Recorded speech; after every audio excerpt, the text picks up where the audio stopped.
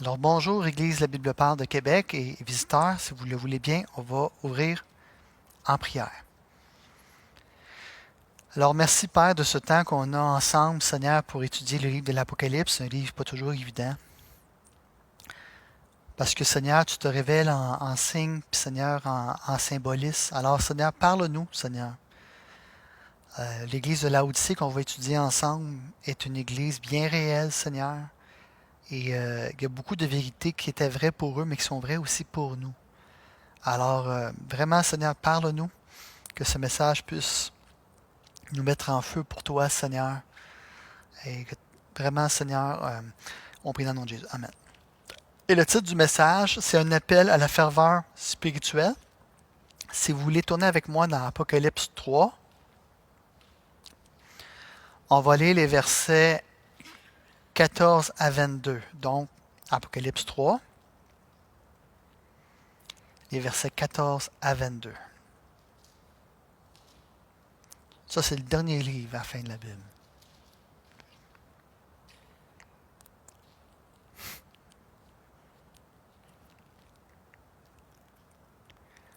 Donc, c'est Apocalypse 3, les versets 14 à 22. Écrit à l'ange de l'église de Laodicée. Voici ce que dit l'Amen, le témoin fidèle et véritable, le commencement de la création de Dieu. Je connais tes œuvres.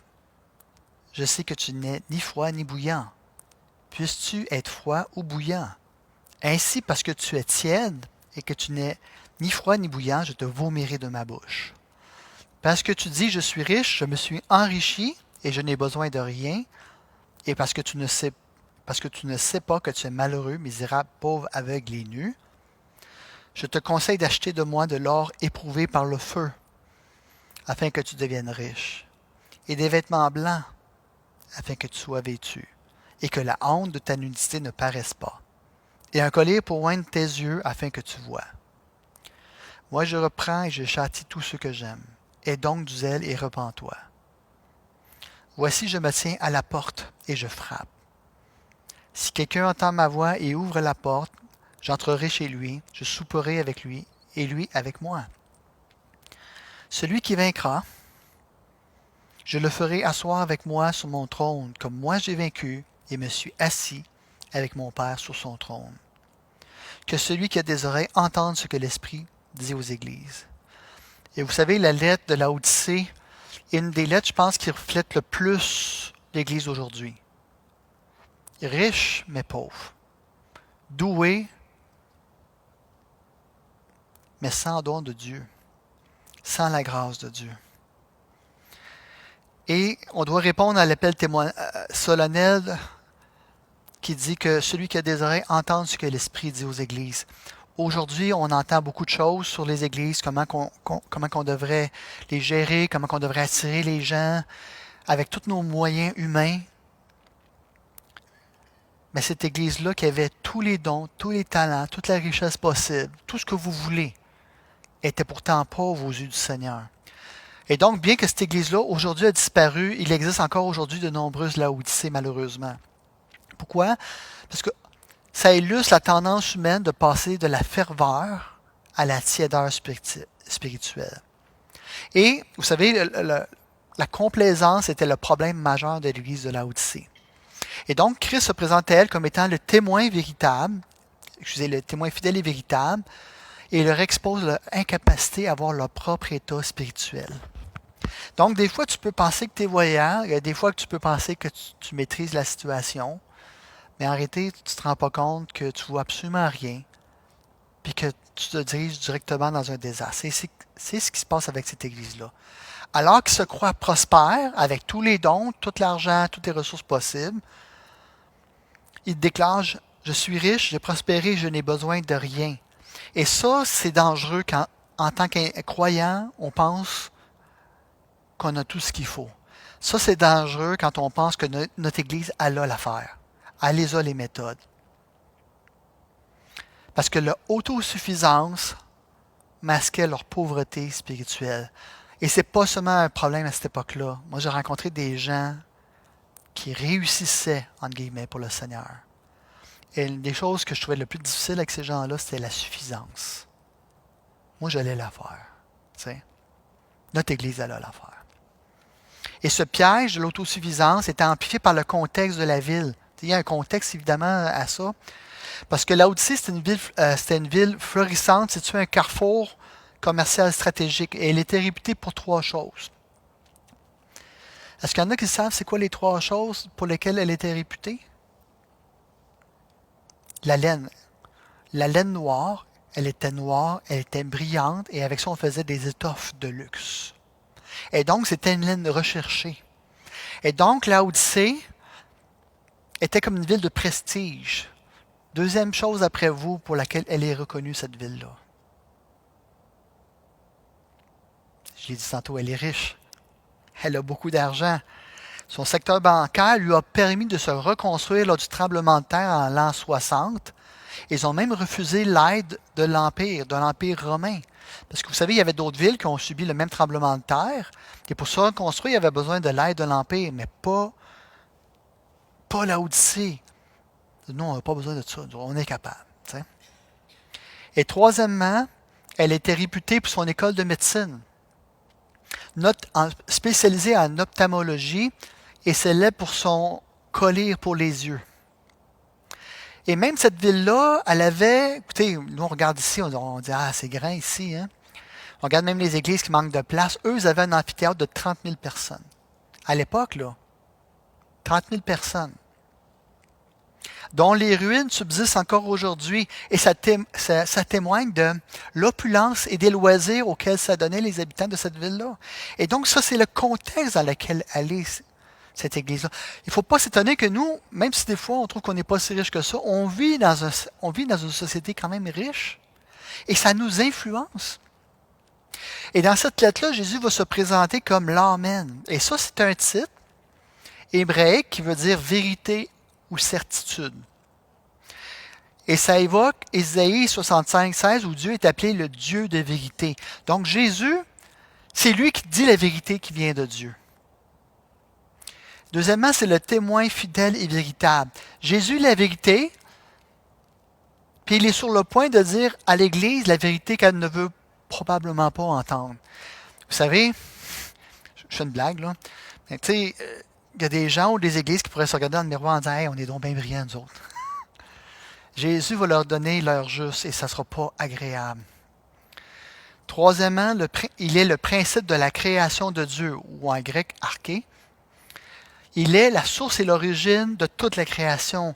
Et donc, ici, qu'est-ce que Jésus fait? Il s'affirme comme étant le souverain en tant qu'alpha et l'oméga. Il est le début et le commencement de toute chose. Toute chose existe par lui et à cause de lui et pour lui. Maintenant, ces affirmations affirment la divinité et la souveraineté de Christ par rapport à des hérésies gnostiques qui circulaient alors. Vous savez, il y a quelque chose de drôle, c'est que alors quand on devient riche, là, quand on devient suffisant, ben, on s'en vient à croire toutes sortes de choses qui sont moins dérangeantes que l'Évangile. On se met à croire des choses qui sont un peu de la vérité, mais un petit peu à côté.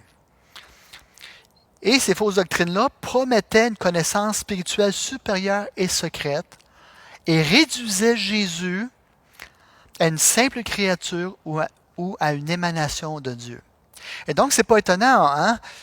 Plus l'Église se regardait elle-même et plus elle s'éloignait de Christ. Et plus sa vision de Christ était tordue ou distorsionnée, quelque chose comme ça. Et donc, l'Église de Laodicée, probablement très fervente au début pour que Jésus-Christ était devenu riche à ses propres yeux, mais pauvre en Jésus-Christ, au point à adhérer à des enseignements hérétiques sur la personne et l'œuvre de Jésus-Christ.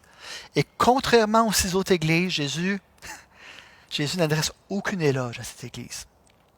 Nous, on dit, hey, il y a du monde, cette église-là, ils sont riches, ça va bien, les ministères se roulent à fond de train. Non, aucun éloge. La bâtisse est belle, le monde est beau. Mais Christ n'est pas dans l'église. Pourtant, un espoir demeure. Jésus frappe à la porte de l'église. Jésus pourrait très bien dire, vous m'avez mis dehors, je ne reviens pas. Hein? Mais Christ continue de frapper à la porte. Il offre ses remèdes. Il se présente comme le médecin divin qui est prêt à guérir leur tiédeur et leur aveuglement. Et pour approfondir ce texte, j'aimerais qu'on voit 3 aspects essentiels. Premièrement, la tiédeur spirituelle. Deuxièmement, l'aveuglement spirituel. Et troisièmement, les remèdes divins. Donc, premièrement, la tiédeur spirituelle. Vous savez, loin de son ardeur initiale, l'Église de Laodicée a dégénéré en devenir tiède. Dégénéré. Et la chose la plus triste là-dedans, c'est qu'ils ne le voyaient pas. Et ça peut nous arriver en tant que croyants, là. Nous, on peut penser que tout va bien. Mais c'est un petit peu comme quand tu vas voir le médecin. Il y en a qui ne vont pas voir le médecin parce qu'ils ne veulent pas avoir un bilan de santé. Parce qu'ils se doutent quelque chose qui ne va pas. Tant qu'ils se font désaccroire, c'est correct. Vous me suivez? Une église, ça peut être comme ça aussi. C'est pour ça que les mercredis, on a un cours sur la communauté irrésistible. On regarde un livre qui parle de l'église qu'on pourrait dire construite surnaturellement par Christ. Il y a des choses qu'on voit que, OK, on fait bien, d'autres choses qu'on devrait faire mieux, puis il y a d'autres choses que peut-être qu'on se dit, on ne l'a pas. T'sais. C'est bon d'avoir un regard sur nous. Le symptôme de la tiédeur spirituelle est décrit au verset 15 et 16. Jésus va leur dire, je connais tes œuvres. Ça, c'est dur. Pas ce que tu prétends, pas ce que les autres pensent. Moi, je les connais réellement, tes œuvres. Et je sais que tu es ni froid ni bouillant. Le spectacle, là, le masque, Seigneur te bénisse avec un gros sourire. Moi, je le vois. Que tout ça, c'est pas vrai. Puisses-tu être froid ou bouillant, ainsi parce que tu es tiède et que tu n'es ni froid ni bouillant, je te vomirai de ma bouche. Il me semble que c'est dur de se faire dire ça. Hein? Il me semble que c'est... Ouais. Honnêtement, qui veut se faire dire ça? Le Seigneur n'a aucune éloge à adresser à cette église-là, et pourtant, ils ont tout. Ils ont tout que tu veux. Et après s'être exprimé, il leur exprime leur profond dégoût à combien leur comportement leur répugne. Il les compare à une eau tiède et putride, presque imbuvable. Une image qui fait écho à la situation géographique et hydrologique de la ville de Laodicée. Pourquoi? Parce que Laodicée manquait cruellement d'eau potable, cruellement d'une source d'eau potable à l'année. Parce qu'environ à 10 km au nord se trouvait la ville Hiérapolis, qui était réputée pour ses eaux chaudes et aux propriétés curatives. Hein? Qui n'aime pas un bon bain chaud? Hein? Ou un spa? Hein? Ça fait du bien, non? Il y a une quinzaine de kilomètres à l'est, Colosse, elle, bénéficiait d'une eau froide et pure, alimentée par les ruisseaux glacés du mont Carnus. Mais en revanche, l'eau de Laodicée, transportée par des aqueducs sur plusieurs kilomètres, arrivait tiède, mélangée avec plein de minéraux, elle sentait mauvais, elle goûtait mauvais, puis des fois, elle était imbuvable, puis tu pouvais te rendre très malade en la buvant. Et donc, l'eau tiède de Laodicée ne possédait ni les vertus curatives des eaux chaudes de Hiérapolis, ni la fraîcheur revitalisante des eaux froides de Colosse. Elle n'était ni utile, ni agréable, mais simplement bonne à être crachée. Jésus exploite cette image pour décrire l'état spirituel des Laodiciens. Leur foi et leur témoignage sont tièdes, inefficaces et inutiles. Mais aux yeux du monde, ça n'a pas l'air comme ça, là. Dire ça va bien, là. C'est une église riche. La tiédeur au sens spirituel, c'est d'être chaud, c'est d'être ni chaud ni froid. C'est une sorte d'indifférence. D'après vous, que signifie être tiède, à part d'être ni chaud ni froid? D'après vous, ça veut dire quoi d'être tiède?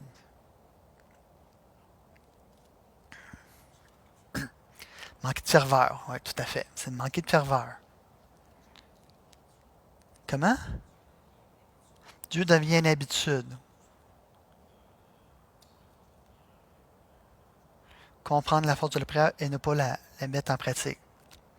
La tiédeur, selon le pasteur Tim Keller, c'est pas de l'hypocrisie, mais une foi routinière et sans passion. Spurgeon décrit cet état-là comme un mélange d'indifférence et de complaisance où les croyants ne défendent ni n'attaquent la vérité. Ils vont à l'église, mais s'ils n'iraient pas, c'est ça, check. Cette Église n'est ni froide, ni bouillante. On ne trouvait chez elle ni défense de la vérité, ni amour, ni service, ni souffrance pour le Seigneur.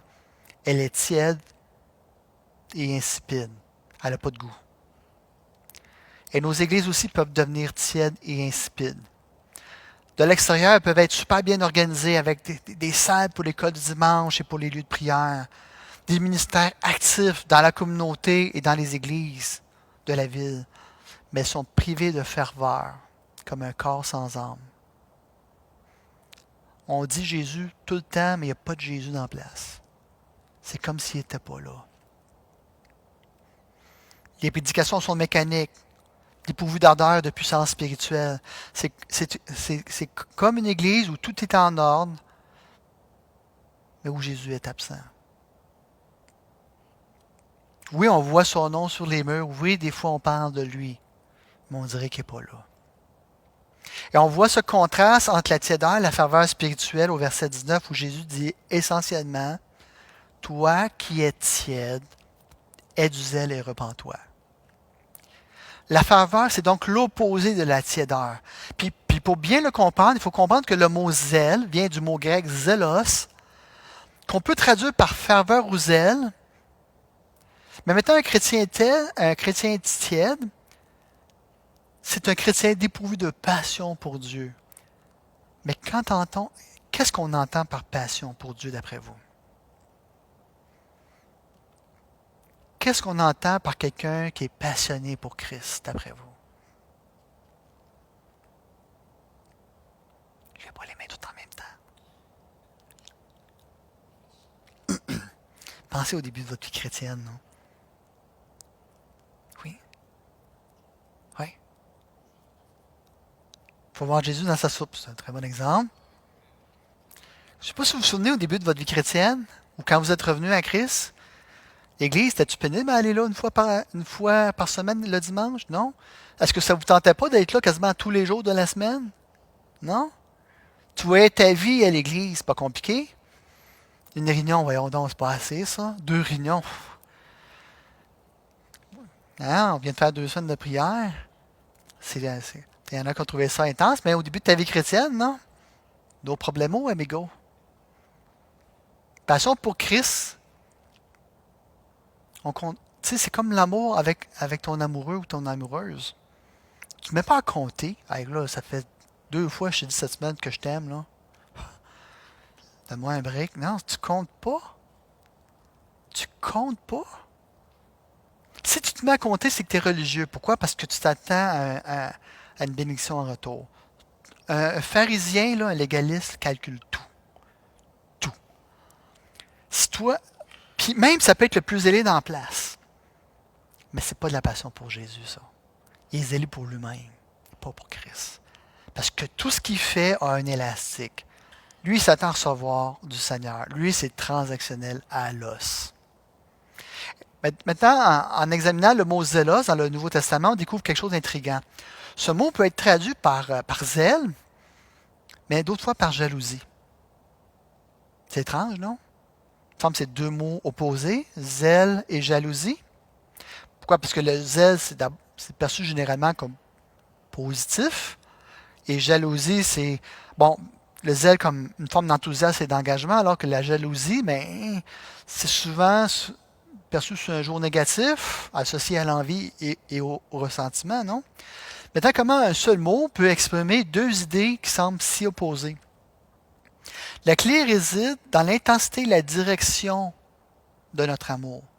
Si cet amour est centré sur nous-mêmes, il se manifeste par l'envie et la jalousie envers ceux qui semblent être plus doués et plus admirés que nous. En revanche, si notre amour est tourné vers une autre personne, il peut devenir une jalousie pour cette personne-là. Un désir ardent pour voir son bien, sa croissance et son bonheur.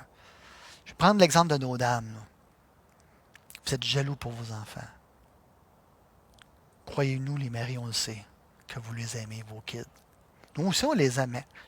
C'est facile de voir une mère qui est en train de saigner du cœur puis de vouloir le bien de ses enfants comme au-delà même de sa propre vie. Là. C'est ça, la jalousie, selon Dieu. pour le bien de l'autre.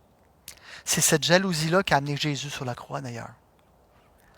Tellement qu'il nous aimait, qu'il était prêt à venir comme un homme puis mourir sur une infâme croix. Être jaloux, dans un sens, signifie aimer si intensément que ça suscite une énergie débordante au service de l'autre. Et lorsque cet amour est égocentrique, ça produit de l'envie.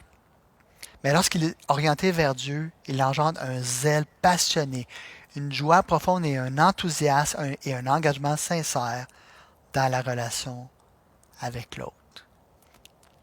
Mais les croyants de Laodicée n'ont rien de cela. Mais rien, mais pantoute. Laodicée, c'est une ville cosmopolite et prospère. Et c'était marqué par une culture de compromis d'opportunisme favorisée par le commerce. Dans le commerce, il faut que tu sois ami avec tout le monde. Dans le commerce, tu n'en as pas de conviction. OK? Tu n'en as pas. Et les croyants étaient influencés par cet environnement-là. Donc, ils évitaient les extrêmes et recherchaient constamment l'approbation de tous. Hein? Je ne sais pas moi, avec un Romain, tu étais un Romain. Avec un Grec, tu étais un Grec. Avec un Juif, tu étais un Juif. Avec un artiste, tu étais un artiste. Avec un Nordique, tu étais un Nordique. Avec un Canadien, tu étais un Canadien. Vous me suivez? Il y a un mot que je ne dirais pas, mais c'est ça. Non, je ne peux pas dire ce mot-là. Mais vous comprenez? Tu es tout à tout le monde, mais tu n'es rien pour personne, finalement. Il prônait un Jésus tolérant et sans saveur, s'accommodant aux attentes de la société. Écoutez, la société, c'est ça qu'elle veut. On va leur donner ça.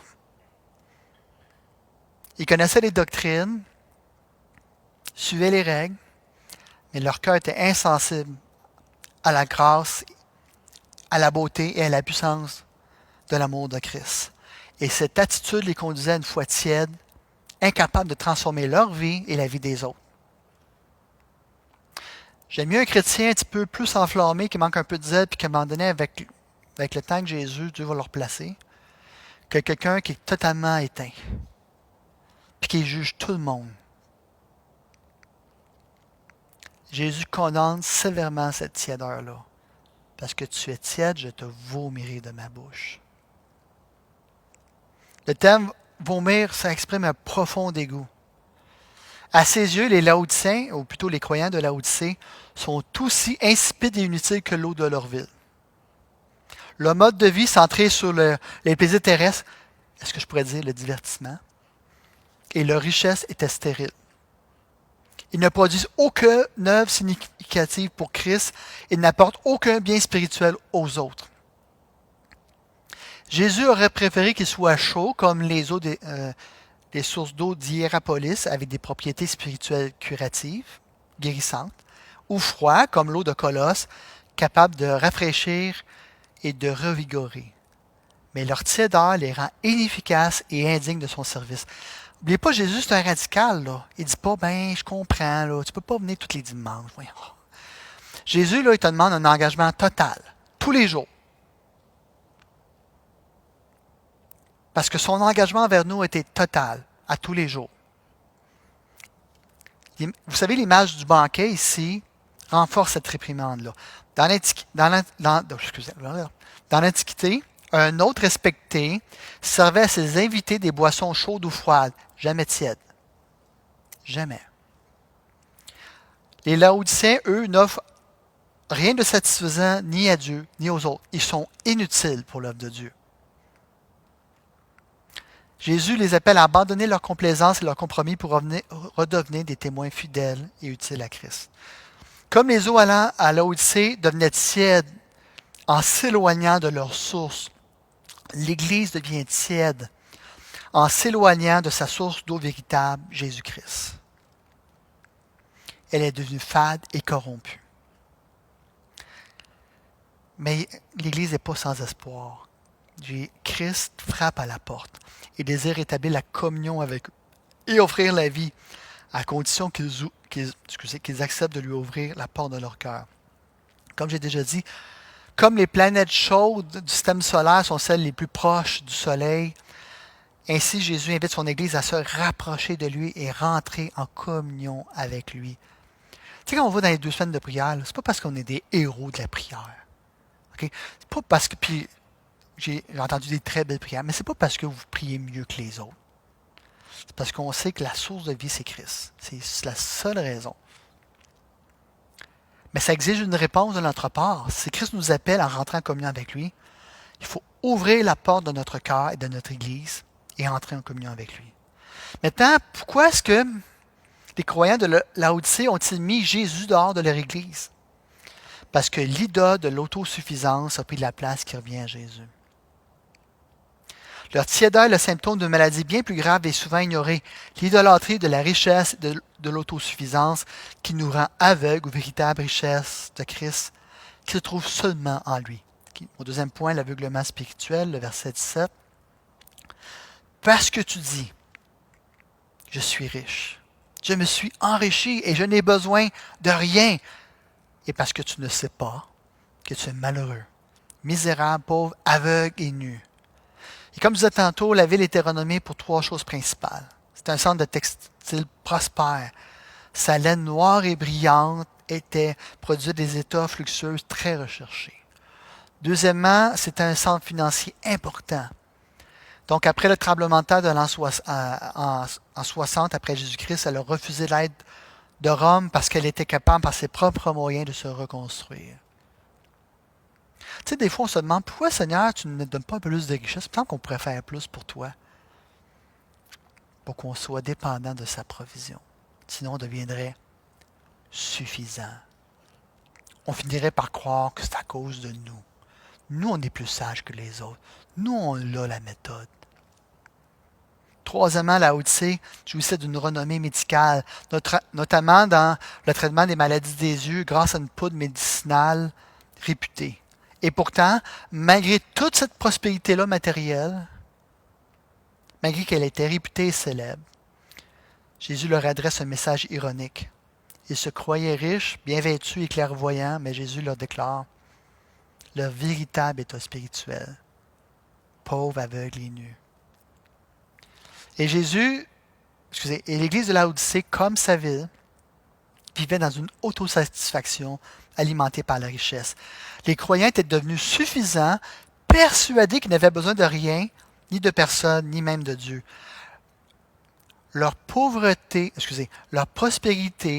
les avait aveuglés au point de confondre bénédiction matérielle et santé spirituelle. Confort matériel et fausse sécurité spirituelle. Vous savez, l'Apocalypse, on va lire plus tard, et c'est important de comprendre cette lettre-là parce qu'il y a des thèmes qui vont revenir plus tard. Je ne sais pas si vous vous souvenez des marchands, parce que Babylone est frappée, jugée par Dieu, et il y a un jugement sur elle, et les marchands voient la ville de leur profit s'évanouir en fumée. Ils vont se plaindre. Pourquoi? Parce qu'ils ont tiré profit de l'idolâtrie qui était à Babylone, l'idolâtrie de la richesse, l'idolâtrie du plaisir. Et vous savez, l'Apocalypse associe souvent la richesse à la corruption et à l'idolâtrie. Les termes riches et enrichis rappellent les marchands incrédules de Babylone dans Apocalypse 6.15 et Apocalypse 13.16, symbole de ceux qui tirent profit des systèmes idolâtres. C'est pas juste qu'ils profitent du système, c'est qu'ils en ont peur. Le système est corrompu, mais ils sont aussi corrompus que le système, là. Et l'Écriture nous dit que la richesse doit être gérée avec soin et utilisée pour la gloire de Dieu. Sinon, elle va faire quoi? Elle va consumer son possesseur. La quête effrénée de richesse conduit à l'idolâtrie. Et c'est ce qui se passe ici. Là, je vais vous rassurer, Jésus ne fait pas l'éloge de la pauvreté. Hein? La prospérité, la bénédiction spirituelle, la prospérité faisait partie des bénédictions que Dieu a accordées à Israël. Mais il y avait un problème. C'est qu'en Israël, il y avait cette conception-là que si tu étais riche, parce que tu accomplissais la loi de Dieu, et si tu étais pauvre, tu étais maudit de Dieu parce qu'il y avait du péché dans ta vie. Si tu étais aveugle, c'est parce que tu avais fait un péché. Donc, si tu étais riche, c'est parce que tu avais l'approbation de Dieu. Vous savez, au sujet de la richesse, oui, c'est vrai que c'est une bénédiction, la prospérité matérielle. Mais la question est plutôt de savoir comment on va utiliser ce que Dieu nous donne. La prospérité d'un chrétien se mesure à ce qu'il donne et non à ce qu'il possède. Je veux juste le rappeler, ce mot-là. Je pense que c'est vraiment important. La prospérité d'un chrétien se mesure à ce qu'il donne et non à ce qu'il possède. Étrangement, plus tu es riche, moins tu donnes de pourcentage sur ton salaire. C'est étrange, mais c'est comme ça. Ceux qui sont les plus généreux, c'est souvent les plus pauvres.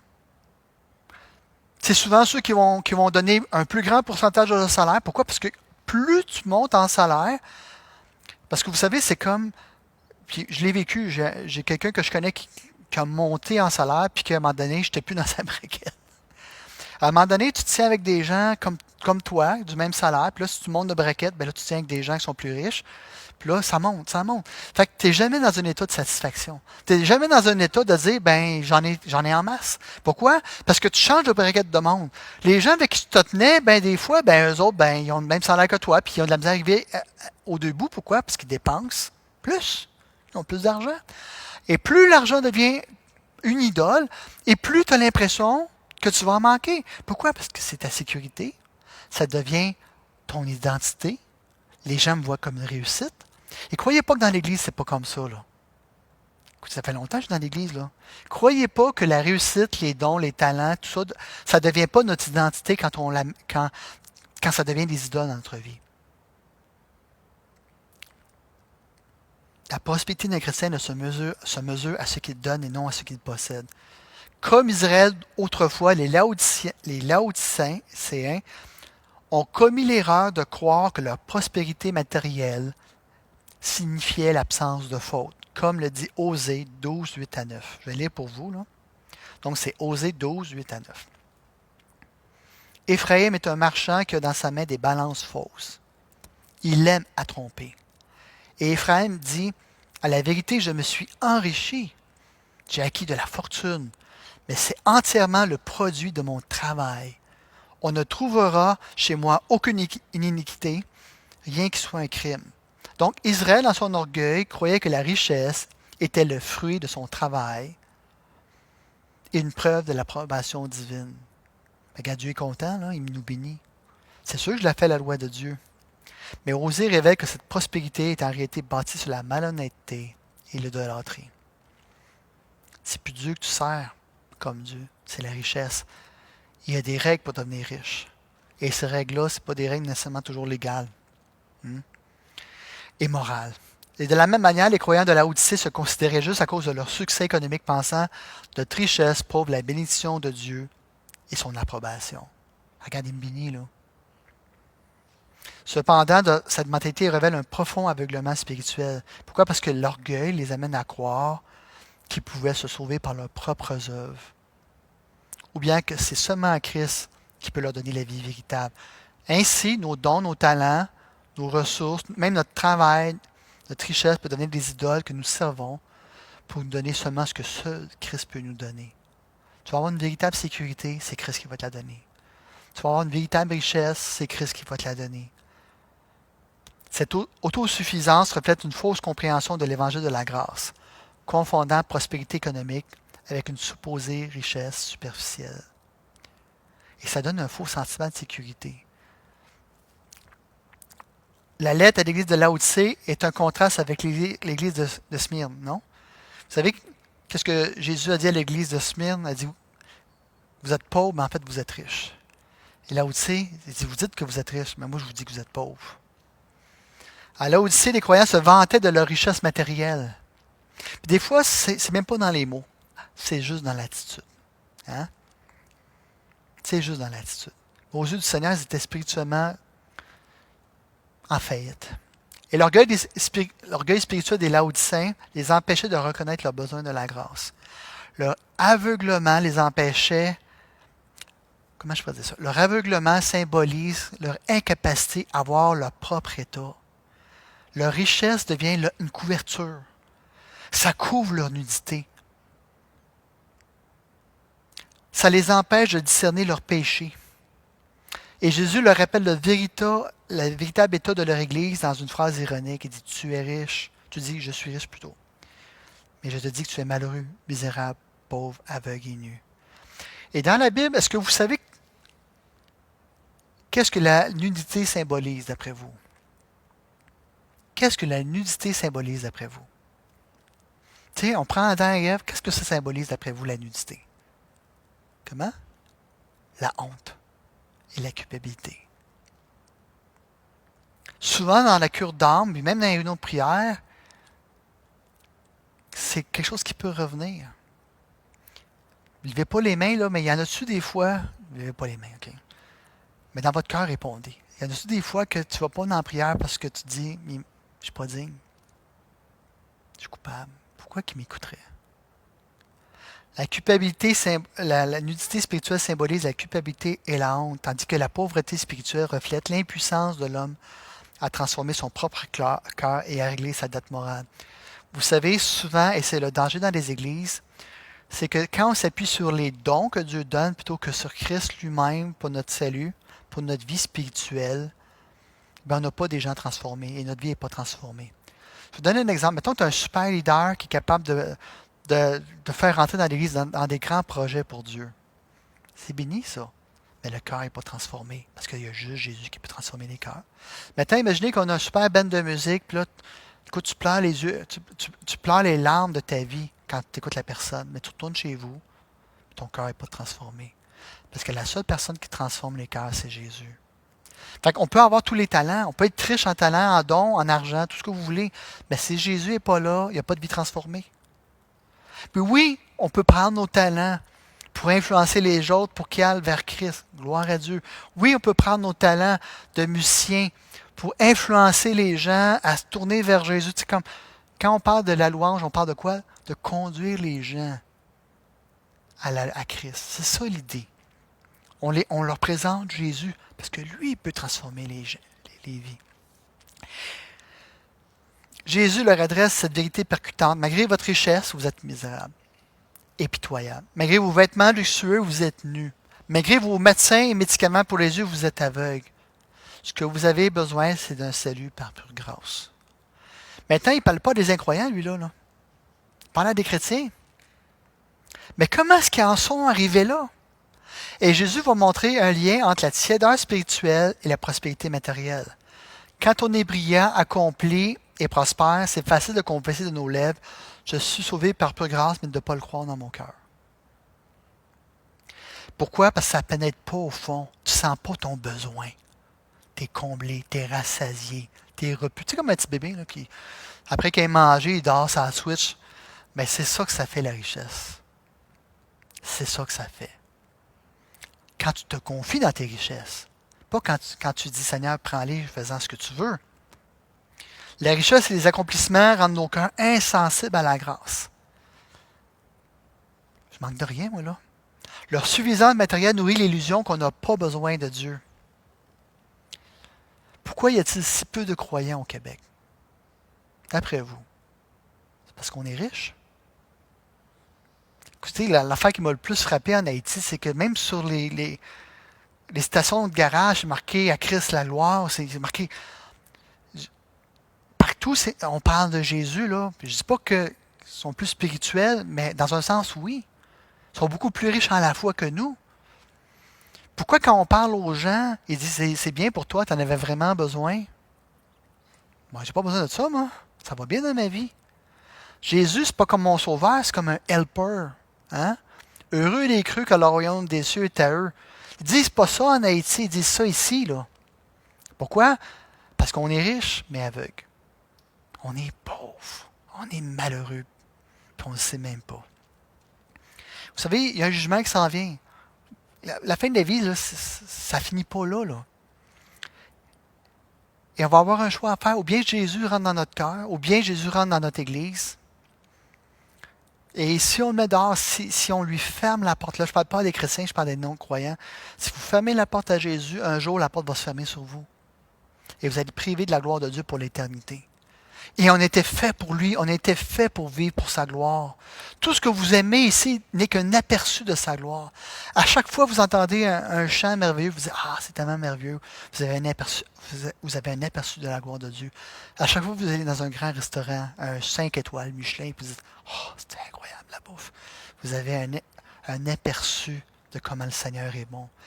À chaque fois que vous êtes sur une montagne, vous dites hey, c'est tellement beau, c'est qu'un aperçu. C'est qu'une affiche qui pointe vers le ciel en disant c'est lui la source. Ça, c'est des hors-d'œuvre, même pas. C'est une entrée, même pas. Ça part, vous me suivez? Lui, il est le véritable mets dont on va se délecter pour l'éternité. Mais il y a un choix à faire, maintenant. Alors, si on entend son appel, puis Jésus est loin en dehors de nous, là, puis qu'on ne l'a jamais connu, bien, laissez-le rentrer dans la porte, dans votre cœur, parce qu'il cogne à la porte. Vous savez, les chrétiens des régions éloignées sont souvent horrifiés par voir la tiédeur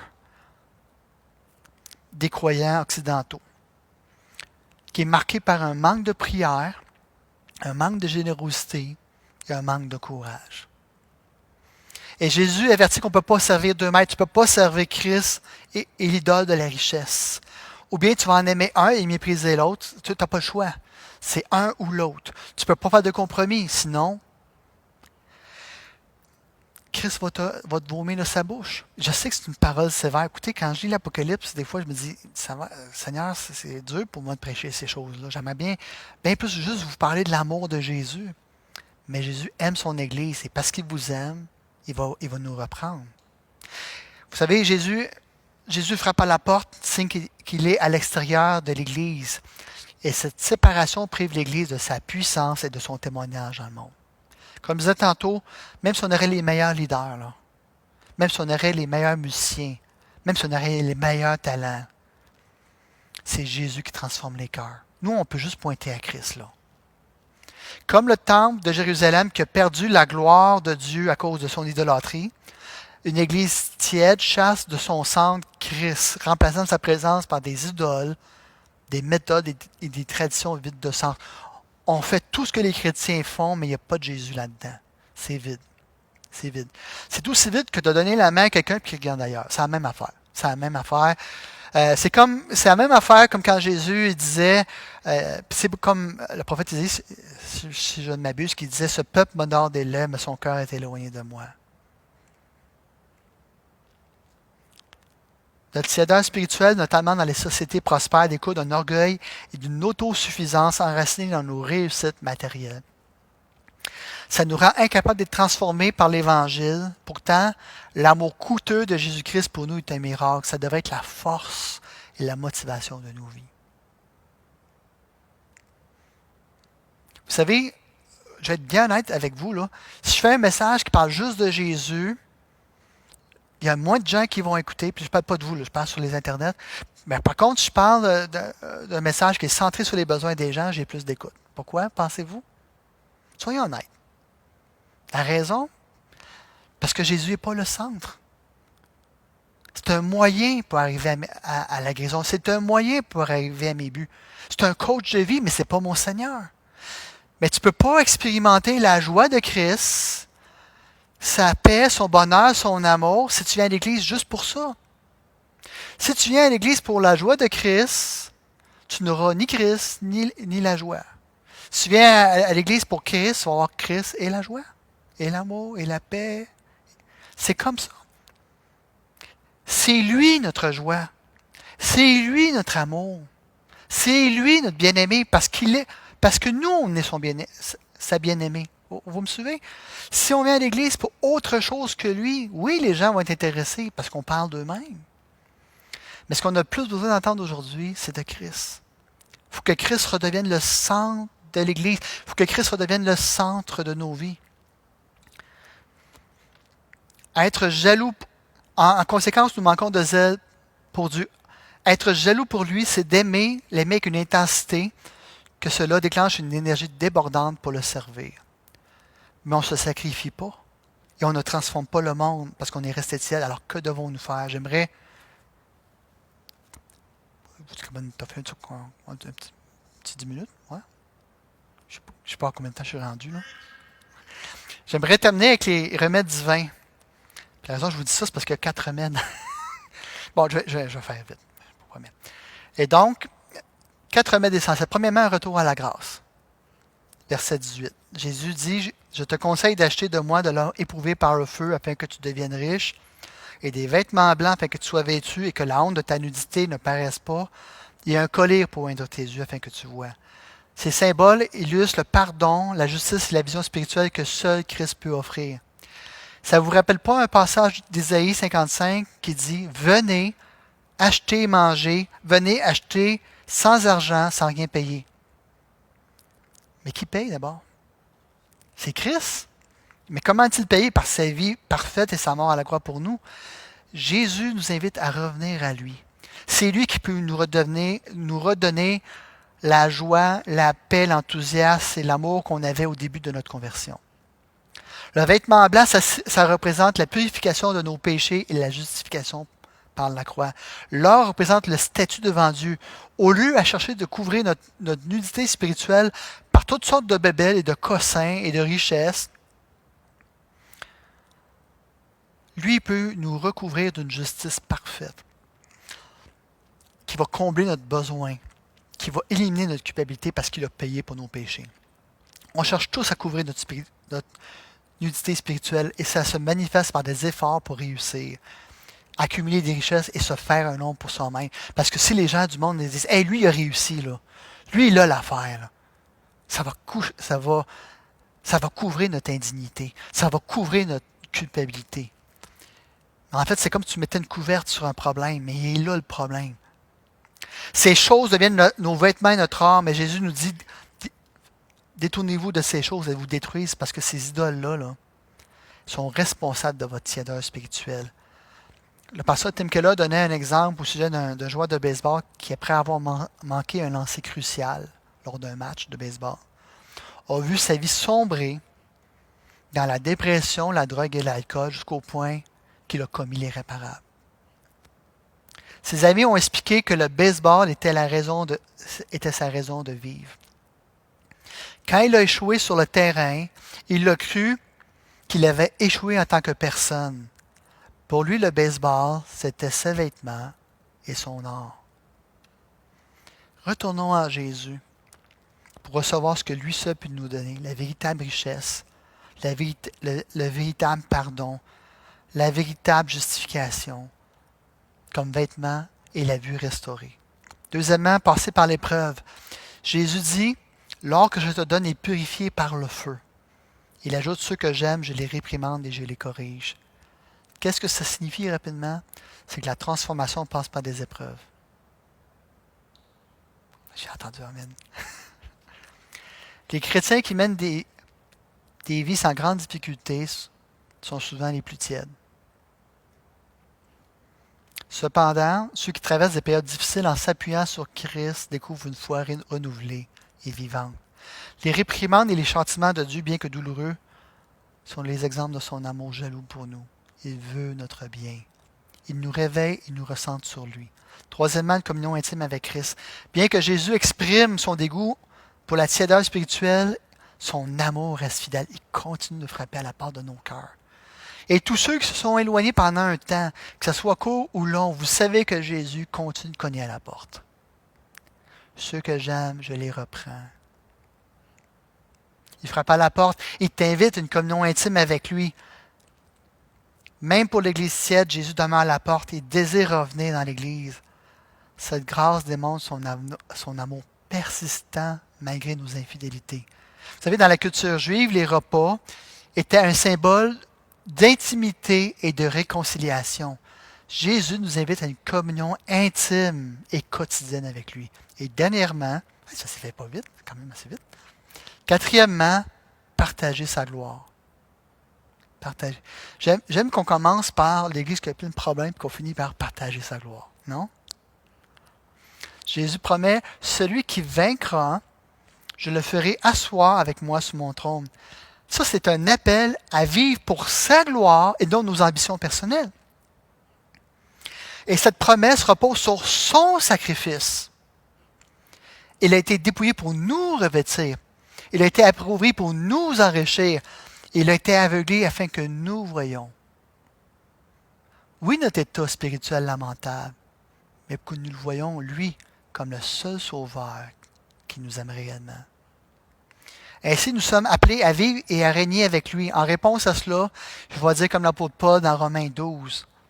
offrez vos corps comme un sacrifice vivant, saint et agréable à Dieu. La seule réaction face à un tel amour est de lui offrir tout ce que nous sommes. Et en conclusion, prenons à cœur ces remèdes spirituels-là. N'ayons pas peur du regard de Jésus envers nous, parce que c'est un regard bienveillant. Et quand il nous fait passer par des épreuves, ne pensez pas que c'est la fin du monde. Dieu fait une œuvre qui va finir dans votre vie. Elle est pour sa gloire. Vous ne tomberez pas. Vous ne serez pas perdu. Il va pouvoir tout le long du chemin. Vous allez apprendre à dépendre de lui. Et à la fin, vous allez être plus profond. Vous allez être plus patient, plus persévérant, plus sage. Vous allez avoir plus d'amour. Et vous ne serez pas plus tiède. Au contraire, vous allez être plus ardent pour lui. Que le Seigneur bénisse cette Église et ravive en chacun de nous un zèle ardent pour lui. Amen. Alors, Seigneur Jésus, je te prie pour tous ceux qui se sentent tièdes et éloignés. Mais le Seigneur cogne à ta porte. Le Seigneur cogne à la porte et veut avoir une communion intime avec toi.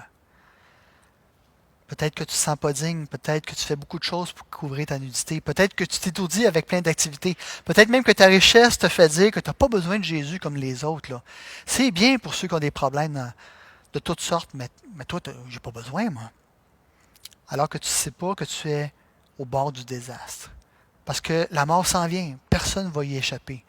Puis un jour, tu vas avoir rendre compte de tout ce que tu as fait devant lui. Es-tu prêt? Es-tu prêt pour le jour que tu vas le rencontrer face à face? Après la mort, il va être trop tard. Maintenant est le jour du salut. Maintenant est le jour que tu lui dis oui. Entre dans mon cœur. Entends son appel. Ne lui résiste pas plus longtemps. Demain pourrait être trop tard. Et si tu es un chrétien de longue date qui s'est éloigné, il y a toujours de l'espoir. Son amour pour toi est éternel. Il cogne à la porte de ton cœur en disant, entre, laisse-moi entrer. Et j'aurai communion avec toi. Je vais te renouveler, je vais te guérir, je vais te vêtir, je vais t'enrichir. D'abord spirituellement et un jour dans mon royaume. Tu vas dans un royaume de gloire. Maintenant, vis pour ma gloire et marche avec moi humblement. Seigneur, s'il y a des gens qui sont loin, mais je te prie qu'ils reviennent près de toi. Qu'ils aient du zèle et de la repentance, Seigneur. Et je sais que tu vas avoir une communion intime avec eux. Et Seigneur, c'est dans le nom de Jésus qu'on prie. Amen.